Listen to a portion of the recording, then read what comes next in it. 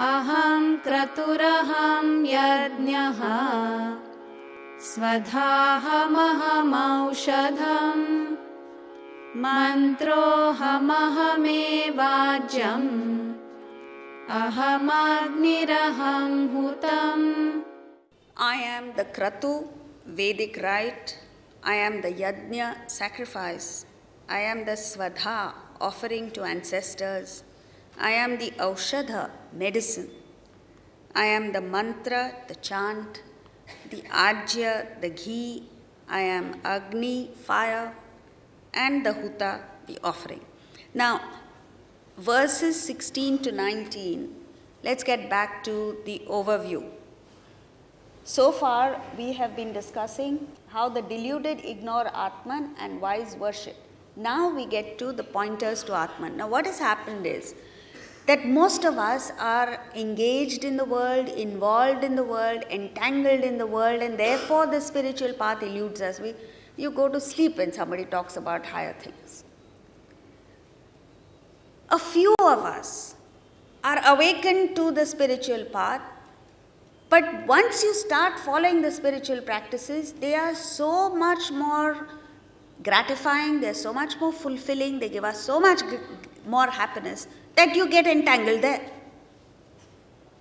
And so what he's doing here is, this yajna practice, and when he speaks of kratu or yajna, he is symbolizing, he encompasses all spiritual activities.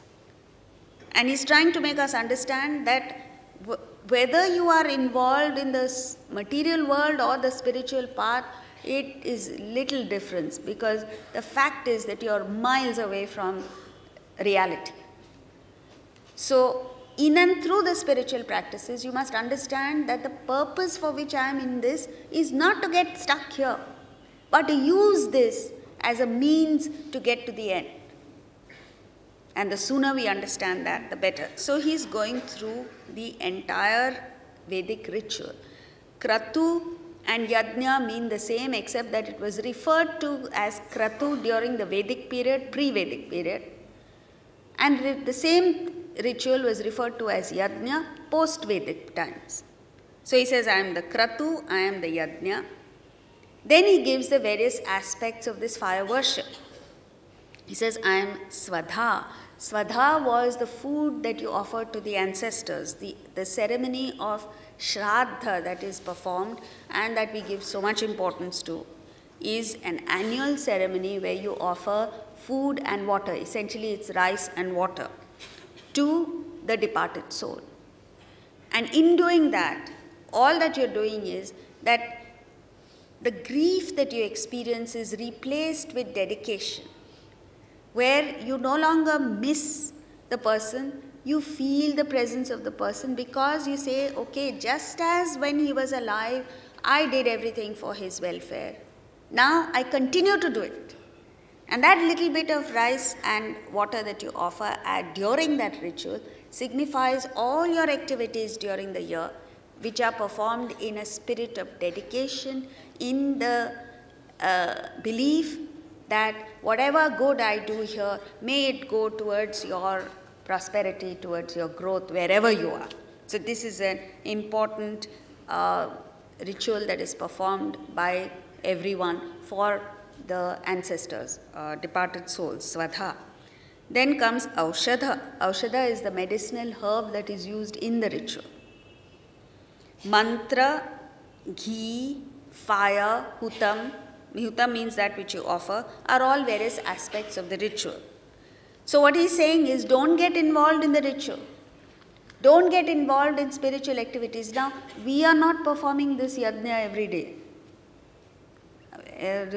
And even if you do perform it once in a while, you do it without understanding the meaning. So the priest is chanting the mantras and the ritual is going on, and you are watching a cricket match maybe and chatting with your family members. So it's lost its meaning because you don't understand the significance of it.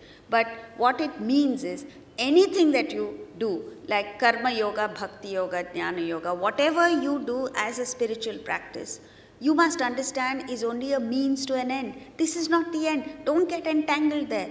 Yes, it will give you a lot of joy. Yes, it will give you a lot of fulfillment. It will give you happiness. But don't get stuck there, because this is also relative. Your goal is to get to infinite happiness.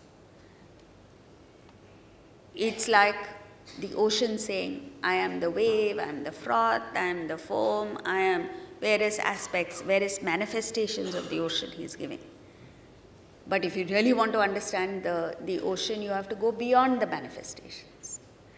It's like gold saying, I am the bangle, I am the necklace, I am the what else, earrings, so on and so forth. But if you really want to understand the gold, you have to go beyond the manifestation, like a goldsmith.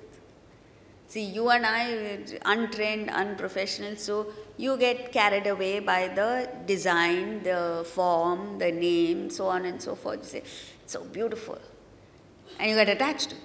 But the goldsmith his attention is only on whether it's 24 karat or not.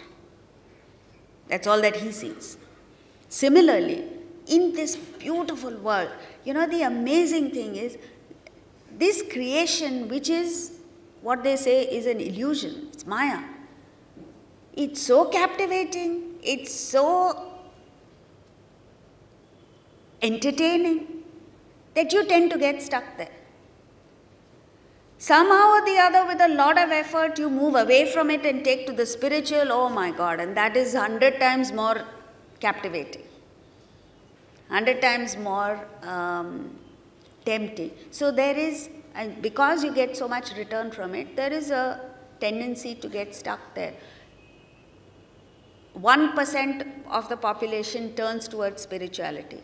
And of those who turn towards spirituality, 99.9% get stuck with some spiritual practice or the other. So nobody really moves towards realization. And that's what he's saying here. Next verse, 17.